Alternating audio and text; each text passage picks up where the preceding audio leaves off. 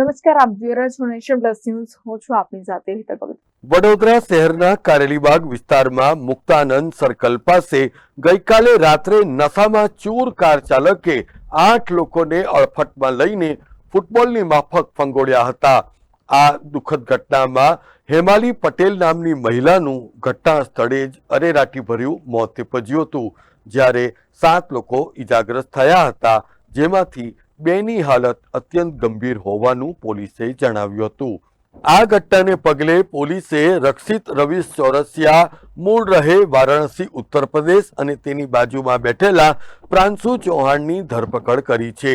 અત્રે ઉલ્લેખનીય છે કે કાર ચાલક રક્ષિત ચોરસિયા એ મહારાજા સયાજીરાવ યુનિવર્સિટીની લો ફેકલ્ટીમાં કાયદાનો અને પ્રાંશુ પારુલ યુનિવર્સિટીમાં અભ્યાસ કરે છે અને આ અકસ્માત થયેલ ગાડીની માલિકી પણ પ્રાંશુના પિતા રાજેશ ચૌહાણની હોવાનું પ્રાથમિક દ્રષ્ટિએ જાણવા મળ્યું છે. પોલીસે આરોપી પ્રાંશુ ચૌહાણ અને કાર ચાલક રક્ષિત ચોરસિયાએ કોઈ માદક પદાર્થ અથવા તો નશાકારક કેફી પીણું કીધું છે કે કેમ એની ચકાસણી કરવા માટે બંને આરોપીઓના બ્લડ સેમ્પલ પણ લીધા છે. આધારભૂત માહિતી અનુસાર પોલીસ દ્વારા આ બંને આરોપીઓનો રેપિડ ટેસ્ટ કરવામાં આવ્યો હતો, જેમાં ડ્રગ્સનો નશો કર્યો હોવાનું પણ બહાર આવ્યું હતું. આધારભૂત માહિતી અનુસાર પોલીસે આ બંને આરોપીએ ડ્રગ્સ ક્યાંથી લઈને આવ્યા અને કોની પાસેથી લીધું તે દિશામાં તપાસ હાથ ધરી છે. ભારે પૂર ઝડપે આવેલી આ ફોક્સવેગન ગાડીએ અકસ્માત કર્યા બાદ આરોપી રક્ષિત ચોરસિયા નશામાં એટલો ચૂર હતો કે તે ભાન ભૂલીને અનધર રાઉન્ડ નામની બૂમો પાડતો નજરે પડ્યો હતો અને આ વિડીયોમાં તે નિકિતા નામની યુવતીનું પણ નામ લઈ રહ્યો હતો.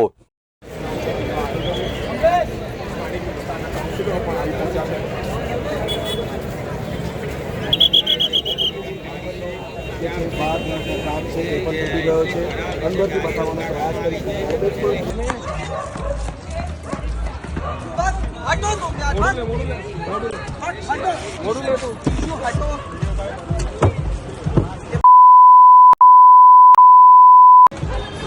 अंदर करो सर, मेरा कुछ नहीं है, वो चला रहा है. Another round, another round, another round, another round, another round. क्या हुआ? Another round. निकिता, निकिता मेरी अंकल, अंकल, ओम नमः शिवाय, ओम नमः शिवाय, ओम नमः शिवाय. प्लीज जो 3 जन मर गए.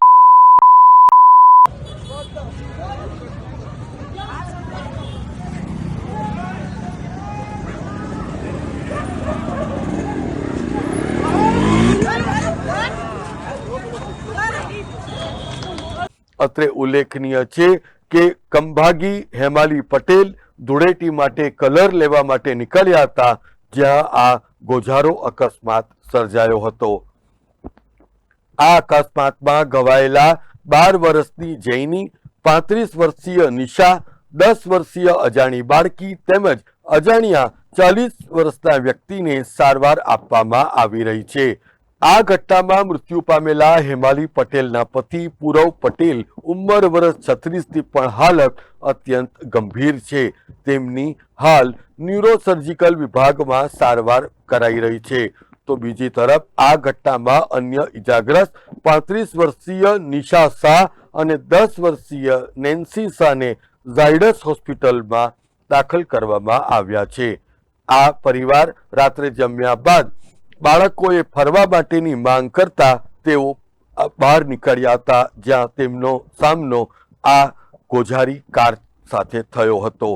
આ ઘટનાની જાણ થતાં જ વડોદરાના સાંસદ ડોક્ટર હેમાંગ જોશી પણ સયાજી હોસ્પિટલમાં તાબડતોડ પહોંચીને મૃતકના પરિવારજનોને સાંત્વના આપી હતી અને આ ઘટનામાં ગંભીર રીતે ઈજા પામેલા ઈજાગ્રસ્તોને ત્વરિત સારવાર મળે તે માટે તબીબોને જરૂરી સૂચના પણ આપી હતી.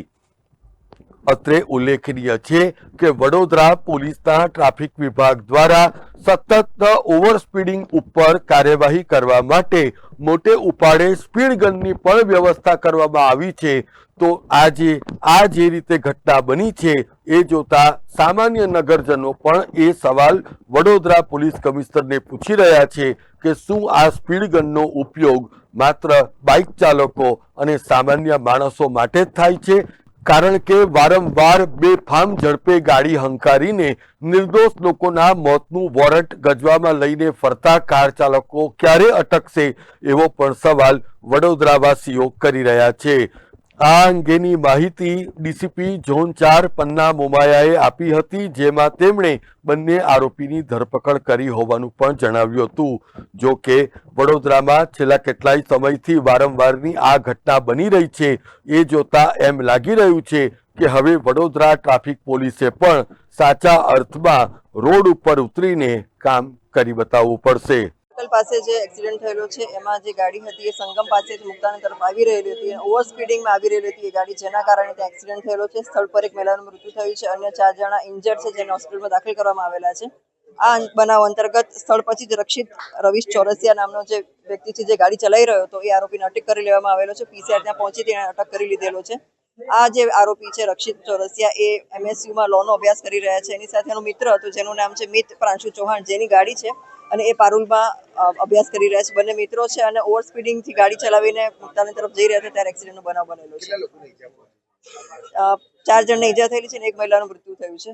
હાલ અમે લોકો બી બધી વિગતો મેળવી રહ્યા છીએ અને ફૂટેજ પણ કલેક્ટ કરી રહ્યા છીએ, જેના આધારે આગળની તપાસ થઈ શકે.